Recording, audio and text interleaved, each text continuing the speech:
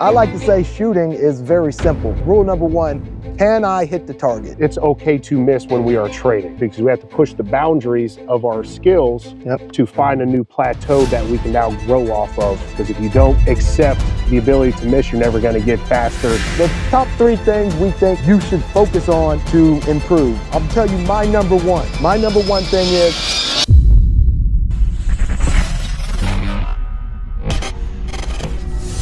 All right, hey guys, Matt Kalish, Dave Harris. You're with Tactical Hyve. We've been training for, decades now. Tens of thousands of people over the years, being military, law enforcement, civilians, different levels of military throughout the world, Afghanistan, Africa, wherever. And we're just going to kind of break down some of the key talking points, kind of areas of improvement that we've seen that are easy fixes, but going to try to help you kind of identify what kind of the more common mistakes are with every level of shooter that we could possibly improve on. Yeah. I mean, there are some things from just massive talking to people and massive teaching that we're seeing are common mistakes and not hard fixes. So we wanted to sit down and give y'all a 10-minute conversation about a couple of things that we can improve on to make it better. I like to say shooting is very simple. It's not as simple as I'm about to explain it, but it's kind of in my brain. I say, hey, rule number one, can I hit the target? If I can squeeze the trigger straight back without disturbing the sights, I'll hit the target. Rule number two, now can I do it faster? And then I try to do it faster and I see where my fundamental broke down, which fundamental broke down, and then address it. So, and I tell classes this all the time, you have skills and you have drills. Yep, skills and drills, that's really just going into your skills, right? Your fundamentals of marksmanship, whether it's pistol, rifle, whatever, they're all pretty much the same, grip, sight picture, sight alignment, so on and so forth when it comes to those skills. So whenever we get into the drill part of it. Yeah, drills are just designed to break down a skill. So I'm doing a drill designed to break down my trigger manipulation. If it breaks down my trigger manipulation, now I can do other drills to hone in on that. Yep. Probably, in all honesty, if you can hit the target and you can do that accuracy, because that's what accuracy is. Marksmanship just means, can you hit the target? Combat marksmanship means now I have a time constraint because the enemy is going to do something as well. Yeah. So I'm in a race. And that changes with, marksmanship. We always want to just drill holes in the target, right? But with that combat marksmanship, we need to have an acceptable level of accuracy under pressure where we can still accurately engage the target. But it's a fine line there because you can't be super accurate and extremely fast at the same time. It's just not really how it works. But that being said, how do you train those things, right? So everybody gets in plateaus of a comfort level of shooting, right? So you get in that comfort level, ooh, I can hit the target every time, and we don't want to go outside of that comfort level because we miss. And what we like to tell guys is it's okay to miss when we are training, right? Because we have to push the boundaries of our skills to find a new plateau that we can now grow off of. Because if you don't accept the ability to miss, you're never going to get faster because you don't want to miss. But that's how you get faster and stay accurate. Break that plateau, train again, break the next plateau. Now you have a new level of shooting that is actually normal and comfortable for you. The key to that is when you go faster and you miss, the key is being able to identify what fundamental broke and being able to rectify it. If you can't identify the fundamental, then we need to slow it down so we can actually hone in on what's happening and why we're missing. With that all being said, let's talk about the top 3 things we think you should focus on to improve. I'll tell you my number one, just opinion, only my opinion. My number one thing is the ability to shoot while moving. I think if someone's shooting at me, I want to do 2 things. Get off the X and return accurate fire. Those are the 2 things I want to do back. Be able to get away from him because a moving target going to be harder to hit than a stationary target, but also be able to shoot while I'm moving. So that's my number one skill that I think I'm like, hey, for law enforcement, military, civilian, I need you to be able to shoot while moving accurately. Yeah, I put that on a high level for myself, but for me, It is trigger press and side picture, side alignment to be able to give accurate rounds more than just one time, because you can fake it for 1 or 2 rounds like, oh yeah, I hit the target well in 2, but if I can't shoot 4 or 5 and be able to handle the recoil, but then still always have a good trigger press and good side picture, side alignment, whether that's red dot or with irons, right? I'm not going to be able to engage as much. 1 round sounds good. 1 round's cool and it's sexy on the range. We can draw super fast and deliver 1 round. Okay, well, how do I get 5 rounds in that same area code? So we're not shooting off the paper, but okay, I'm still within that acceptable accuracy range, but now I am very fast. Yeah. And So, I guess the third one, what would be your third? If you're saying those 2 are in there, what's your third? third one for me, I think, is being able to, more so lately, just because of a lot of the dot training we've been doing, is being able to see the dot every time I draw. But a problem that I've seen lately is guys, if they have to do an elevation change with their dot, they lose their dot. Yeah. So being able to hit a target that's low, medium, and high, and always having that dot in the window. Yeah. And that comes down to an easy fix that, we tell our students, draw at a target, close your eyes. Yep. Okay. If that dot is not in the window, then I need to change my presentation for that draw, because if it's not coming up every single time, I'm going to lose it under stress. Now, if I can do it without looking, close my eyes, get on target, dots there. Okay.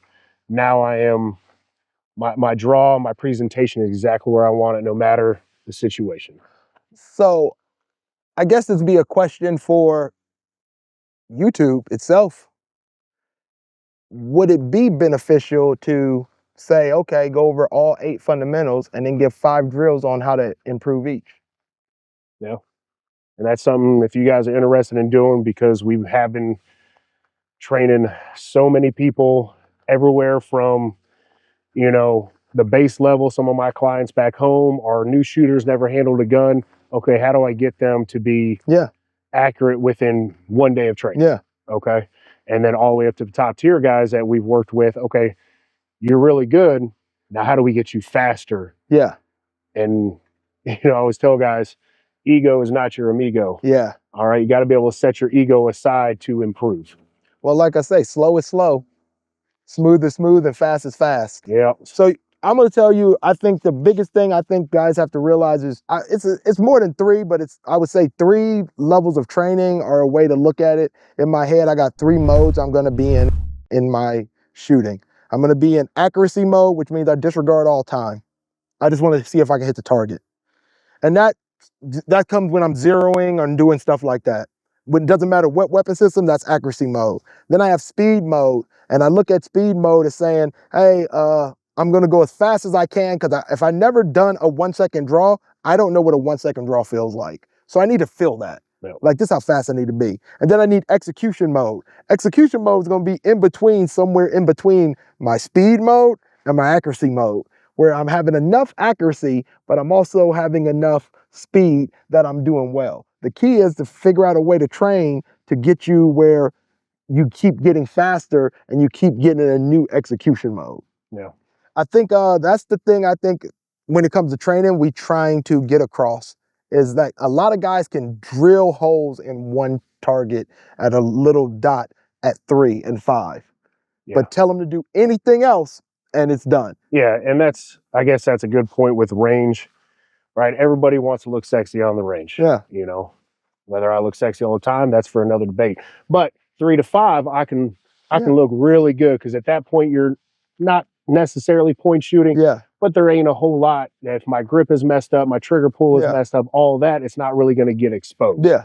Right. So you need to push those limits on the distance to now expose where you're lacking. Yep. Right. On that follow-up shot. Okay, I'm going high right or I'm going low left. Okay, I need to fix my grip here. I need to get my trigger finger off of the slide. Yeah. That way I'm not riding the slide and pushing the gun whenever I'm firing. Those small things you want to identify, but if you're only at 3 and 5, you don't get that. You're not going to see it as robustly. Yeah. So you have to, I would say, training at 10 and 15 for most guys. Most people, 10 or 15 with a pistol, you'll definitely notice. Yeah. Especially if you use a small target. Yeah. If you don't, then you'll you're not going to get there. And the key is trying to understand the cone of dispersion and trying to understand. There's a lot of stuff we could talk science-wise, but basically, for lack of a better way of putting it, we're trying to shrink our cone so small that when we miss, I aimed here, but I hit here. So that's how small our cone is when we back out to 25.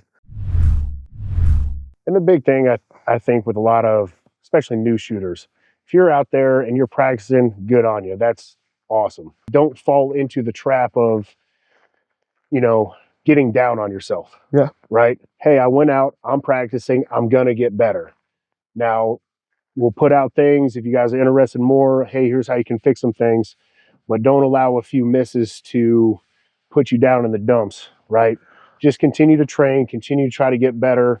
Everybody starts everywhere, right? I was not a very good pistol shooter when I first came into the Army, and I realized my faults, and I was like, you know what? I don't want to be the worst shooter. I don't want to be, subpar. Let me work on it, right? It's okay to, start somewhere. You will get there if you put in the work. I wonder, like, and no other thing we do where we're trying to improve, do we do that? Like, guys will get mad at themselves for shooting and be like, they've never shot before, and they'll come to the range and they'll be like, I should be doing better. I should be doing better. And it's like, okay, have you, like, well, if you didn't shoot well before and you getting better slowly, but nowhere do you go to the gym and be like, I should be stronger than this. Yeah. No, you accept where you at and you work out and then you're willing to put in the time and the energy. Or just like running. You do the same thing when running, like, hey, I understand I can't just go run a marathon. I'm gonna work up to that. Well, why wouldn't you think you would have to work up to that in shooting? Yeah. And it's expectation management, right? Just don't get down on yourself. Yeah. We've all understand it's a journey. Yeah. All of us somewhere in the shooting journey. But enjoy the process. You got to enjoy the journey. Watch the videos. There's a lot of people who are just trying to give our knowledge out there that maybe it'll help, but just if it's something you have a passion for or just want to be okay at, it's okay, right? You don't have to be some sub-second shooter, competition, amazing person shooting at the world stage, right? We disagree on that. I think if you're going to buy guns, you need to train. No, I'm not saying don't train. Yeah. But I don't think you need to be a great, like, the sub-second draw guy, but you need to hit what you aim at. Yeah. If you don't train and you have guns, you are now a liability to everyone around you. Yeah.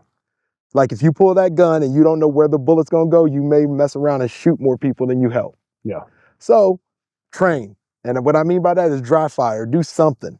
Yeah, there's plenty of resources out there. A lot of free resources too. If that becomes an interest, just you don't have to have the crazy passion for it. No. If you like it and you enjoy it, but you're getting frustrated, it's like when I play golf. Yeah. I'm not the best golfer. When I slice it into the woods, I'm like, okay, how do I maybe adjust a little bit to keep that bad Johnson somewhere on the same course? Well, if you're gonna buy things that can kill people, you might want to put a little effort into knowing what you're gonna do with it. Oh, I agree. Yeah, like if that golf ball gonna shank off and kill someone, well then guess what? Maybe, just maybe, you should start practicing a lot more. But and that's the key is like, no one has to be super dedicated to anything. Like fitness, you don't have to be super dedicated to that. Do something. Yeah. You don't have to be super dedicated to the shooting. Do something. If you're gonna buy the gun, do something. Yeah. If you're gonna go to the gym, do something. So it's like, hey, it's no point of having the equipment. If I'm gonna buy screwdrivers, I might as well start screwing in some shit. If I'm gonna get a hammer and nails, I might start using the tools. So I'll say my top 3 things: be able to pick up the red dot if you're using one, or be able to, have your sights aligned from the draw. Everything I do, I try to train for the draw. Yeah. Shooting and moving. Yeah. Right, because it's easy to stand and shoot. Yeah. And 3, I'll put in there, put a little more distance from the target so you can identify, okay, I'm starting to hit here.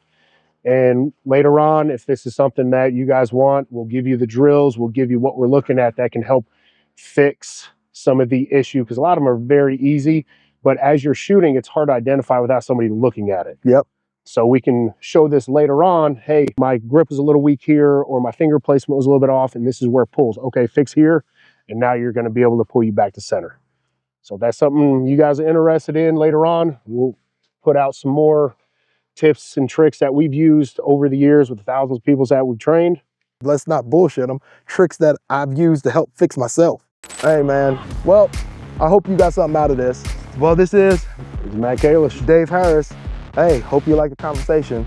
Tactical Hyve, we out.